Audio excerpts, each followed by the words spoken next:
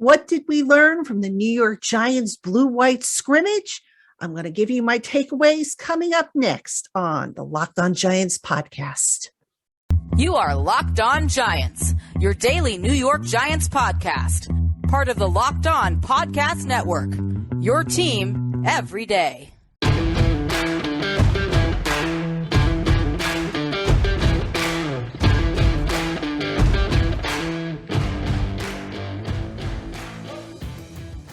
Hello, New York Giant fans, and welcome to another edition of the LockedOn Giants podcast, part of the LockedOn Podcast family, your team every day. I'm Patricia Traina, and I'm just back now. As I sit down to record this, I'm just back from the Giants blue-white scrimmage, and that is the topic of today's show. I'm going to give you my takeaways, some thoughts from what we saw. Now, my understanding is that the scrimmage wasn't televised on Giants.com. I thought it might be, so I'm going to try and fill in the blanks with some general observations for you and just send you into the weekend as the Giants are off on Saturday. They have a padless practice on Sunday, and then they are back in pads on Monday as they start to get ready for the preseason games, the first of which I believe is Thursday night against the New England Patriots up in Foxborough. So that is our agenda today. Again, thank you for making us your first listen of the day, or if watching on YouTube, your first watch. Let us get into what we need to get into. All right. So the structure of the practice, just real quick, it was a padded practice. You had one team, for example, you had the first team offense maybe was white and the second team offense was blue, but let's get into the specifics. I think the headline of this particular scrimmage was rookie edge rusher Kayvon Thibodeaux. He was an absolute beast tonight. I mean, I wrote on Twitter that he was basically living in the offensive backfield. He lined up primarily on the left side, where he went against Andrew Thomas and he went against Shane Lemieux. And at one point, I even saw three guys try to block him. It was actually kind of neat to see it. There were three guys trying to block him, slow him down. And, one of the knocks on Kayvon Thibodeaux is that he rushes with no instinct, that it's just pretty much straight ahead, tries to overpower you. So imagine how much better he's going to get with more reps, with more coaching, and when he starts to develop his game a little bit more, starts to, really mature as a pass rusher. So Kayvon Thibodeaux, he drew a holding penalty against the offensive line. We saw him beat Andrew Thomas to the inside on a play. Unofficially, I would say he had at least 2 sacks and a handful of pressures. It was kind of hard to tell because there really wasn't live hitting going on until later on in the practice, and that was with the third team offense, which I'll talk about a little later in the show. But Thibodeaux, no question about it, he was the star of the scrimmage, had a really good showing, and head coach Brian Daboll was absolutely pleased with what he saw from the young man. And again, imagine what's going to happen when Azeez Ojulari comes back from his hamstring injury. The Giants' defensive edge rushers is going to be downright scary. So kudos to Thibodeaux for a strong showing. All right. Now, I mentioned live tackling, and there really wasn't any live tackling in this practice except towards the end. The Giants had the third stringers get involved with live tackling. And Brian Daboll said that the thinking behind that is those young guys are going to play a lot in the preseason. And he didn't want them to go into Thursday night's game not having had any kind of live contact whatsoever. So just kind of a precursor, if you will, to what's still to come once they get into the preseason games. So that was the thinking there. All right, let's talk about the quarterbacks, because I'm sure a lot of you want to know, how did Daniel Jones look?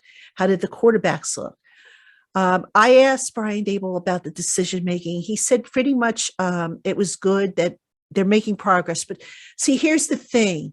There were situations with, because there was no live tackling and the quarterbacks obviously couldn't be sacked or brought to the ground. There were times when it looked like the defense was just getting the better of the offensive line, and they should have had, if it had been a regular game, they would have had a sack or a pressure or a hit. And, you know, even though Dable said that the decision making was good, I tend to still be of the let's wait and see. I want to see what happens in live reps, when the offensive line can really go all out to block their defensive counterparts, and when it is permissible to hit the quarterback, which right now, it just wasn't permissible to do that in practice during the scrimmage. So, a couple of things Daniel Jones did do. I didn't see any turnovers. He didn't throw into too tight of a window with his receivers. Had a few short dump offs. I didn't track stats because, quite honestly, at this point, stats really don't mean anything. Again, it's about decision making, and that's kind of hard to judge because you don't know what a player is being asked to do on any given play. But Daniel Jones, I thought, didn't look too bad. He even had a run on the first series where he ran, I want to say, about 20 some odd yards, an outside zone run, and just took it into the end zone for the touchdown. So it was a smart decision there because you could see from up in the box that all his receivers were covered. So Daniel Jones making a good decision there to take off with the ball because all his receivers were covered. So that's an example of some of the good decisions that were made by the quarterbacks. All right. What else stood out to me from the blue-white scrimmage? Stick around. I've got plenty more observations coming up right after this. All right, Giant fans, we have more coming up on today's LockedOn Giants podcast. But first, BetOnline is the only place that offers the best information on the latest odds, contests, and player props for all your sports betting needs. No matter what sport you're into, BetOnline has you covered. Plus, they offer everything you need to know for live betting and your favorite Vegas casino games. So head on over to betonline.net today to learn more about the trends and the action. BetOnline, where the games start. All right, Giant fans, welcome back to the LockedOn Giants podcast. I'm Patricia Traina. We're talking blue-white scrimmage, and we're talking about my takeaways, my impressions. A lot to really cover. If you want, after you're done listening to this podcast, go over to Giants Country. The main article is my write-up on all the little observations and stuff that I might not get to in this podcast, but I'm trying to hit the main points for you in the podcast. And up next, I want to talk a little bit about Wan'Dale Robinson. Now, one of the things that really excites me about Wan'Dale Robinson and Kadarius Toney, for that matter, is their ability to take a short pass, like a 10 to maybe a 15-yard pass, which would put it in the intermediate range, and turn that pass into double the amount of yardage. And we saw that tonight from Wan'Dale Robinson. He took a pass that I want to say was about maybe 7 air yards, and he picked up over 20. So very elusive, very shifty, catches the ball well, fights for the ball. That was good to see. And really an exciting and dynamic player to watch. In the offense, we saw a lot of vanilla stuff as we did on defense as well. So wasn't a lot of, pre-snap motion. The quarterbacks basically were in the shotgun for the majority of the time. But I'll tell you what, you watch Wan'Dale Robinson, you watch Kadarius Toney, and my gosh, it's so easy to get excited about what these guys could potentially do in this offense. Now, while I'm on the topic of receivers, Darius Slayton worked with the threes. Right now, Richie James and Colin Johnson are both ahead of him, I think, on the depth chart. Not that there's an official depth chart. I think there will be an unofficial depth chart that gets released in the coming week. But right now, the coaches are kind of still on this rep chart thing as opposed to depth chart. So that's how I kind of see the receivers shaking out. I think Darius Slayton, just might be in jeopardy here with his roster spot. No surprise. I think we've talked about this before.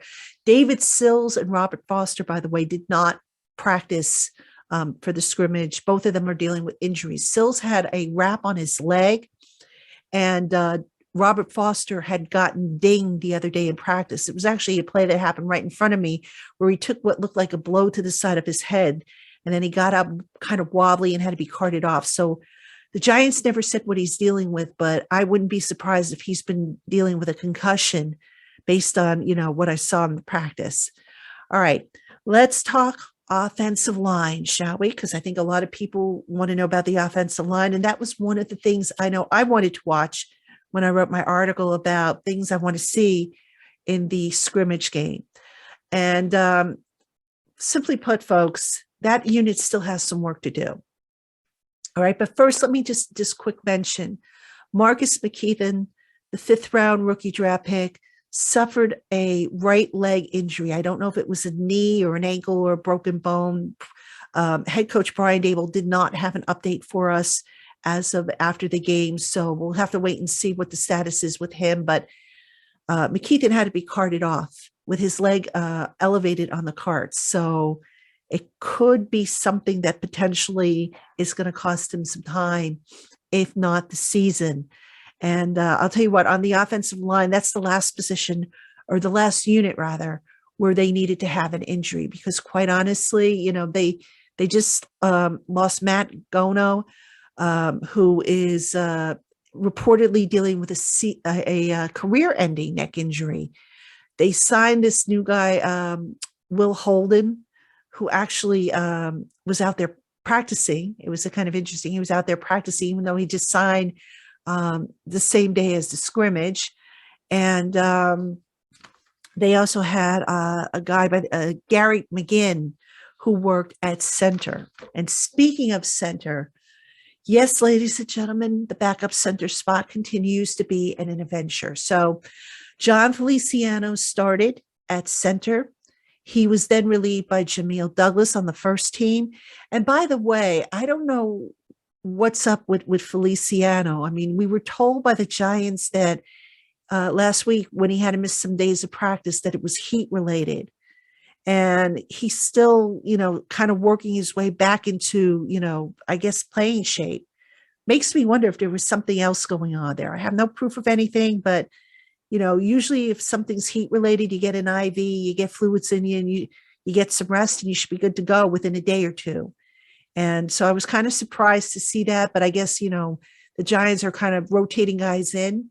I mean, that was really the only position where I think I saw some rotation. I'm sorry. I saw Azudu get a few snaps at left guard, but for the most part, the starting offensive line stayed consistent, with the exception of center, like I said. But anyway, the Giants now, with McKeithen injured, they're going to probably have to bring in more depth. So anyway, let's talk about how the unit looked, the starting unit. As I mentioned, I thought the defense got the better of the offense. There was no tackling to the ground. The offense wasn't really totally physical as they could be. I thought there was a couple situations where it looked like there was some combo blocks involved, and the pass off between offensive linemen wasn't as clean as it should have been. I really can't tell you anything about the line calls because obviously I don't know what they were, but the offensive line, I thought, not horrible, but definitely a unit that still has a little work to do. And Brian Dable was asked about the offensive line. And basically he said that he thinks the first unit's coming together, but put that disclaimer in that, you need to see live reps when you can bring a quarterback down or a running back down, which the Giants they didn't really do with the first team offensive line. So in other words, the jury's still out on that unit.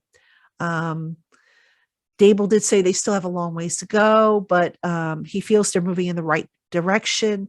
So, the offensive line, I think we're going to really be able to tell how far along they've come in the first preseason game, which is coming up on Thursday. And speaking of the first preseason game, Dable hasn't decided just yet how he's going to divvy up the reps. He said that's going to be something they discuss the coming week of practices, Sunday, Monday, Tuesday. So we'll see how that plays out.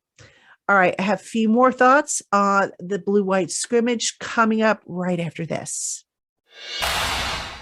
All right, Giant fans, we have more coming up for you on today's Locked On Giants podcast. But first, if you are living paycheck to paycheck or struggling to make ends meet, it can really be stressful when the unexpected expenses come up. Well, now Dave can help you get out of a pinch when you really need it. Dave is the banking app that can help you get up to $500. There's no interest and no credit check needed. Millions of people have already downloaded the Dave app to get the financial relief they need. So go ahead, visit the App Store today and download Dave. That's DAVE. Sign up for an extra cash account and get up to $500. Future you will thank you. Terms and conditions apply and instant transfer fees apply. Visit dave.com/legal for complete information. Banking provided by Evolve, member FDIC. All right, Giant fans, welcome back to the Locked On Giants podcast. I'm Patricia Traina, and I have some thoughts about the blue-white scrimmage. Just some general impressions now that I want to talk about real quick. Saquon Barkley continued to look explosive.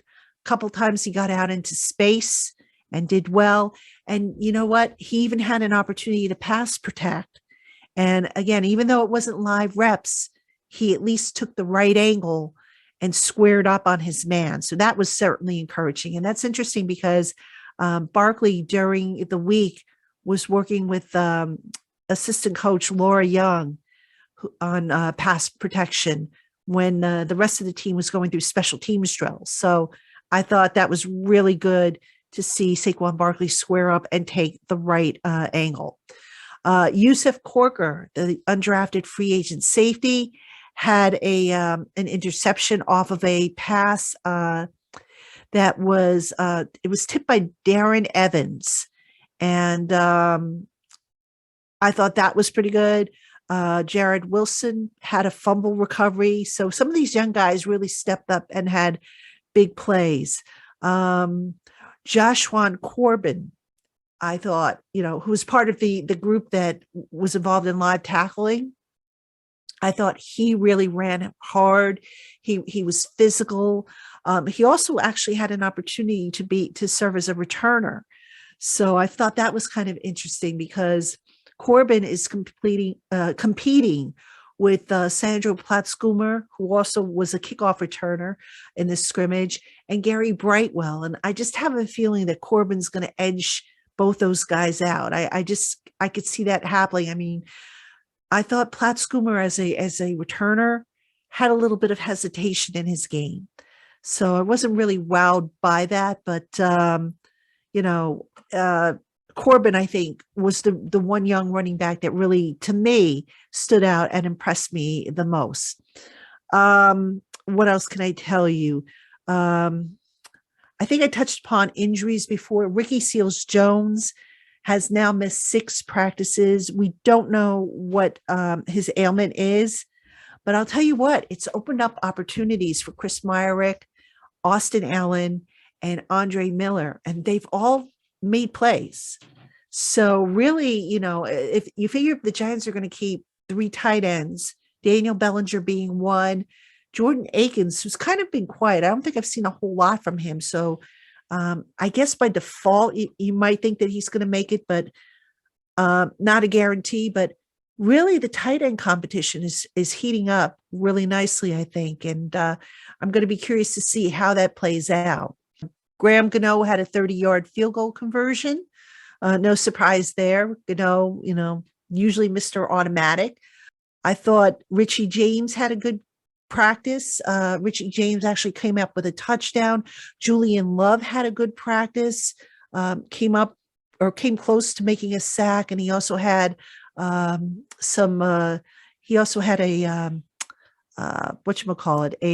quarterback pressure and a pass breakup, which I thought was pretty a heads up play. The defense, can we talk about the defense? Wink Martindale's defense.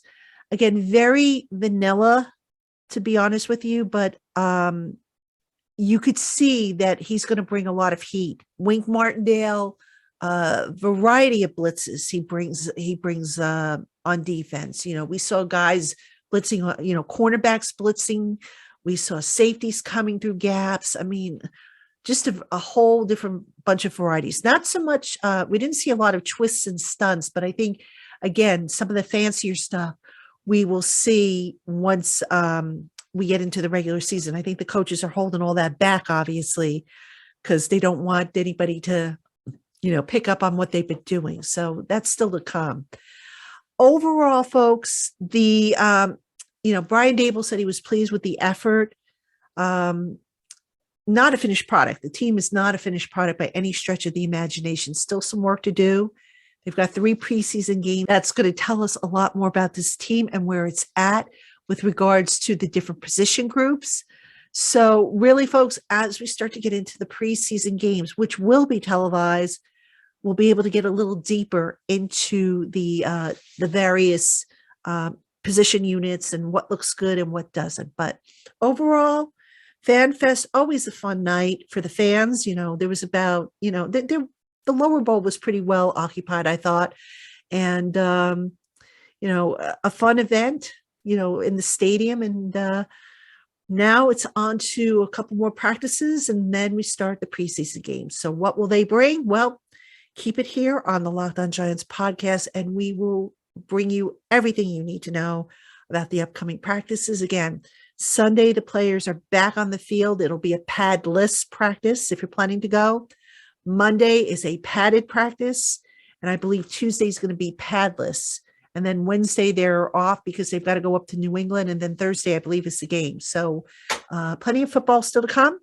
Keep it here on the LockedOn Giants podcast. We will bring you everything you need to know about the New York Giants. That's going to do it for us tonight here on the LockedOn Giants podcast. Again, thank you for tuning in, making us your first listen of the day. Or if you're watching on YouTube, your first watch of the day. Be sure to check out my work over on Giants Country. And folks, I'll be back with new episodes of the LockedOn Giants podcast on Monday. So until then, have a great weekend, everybody.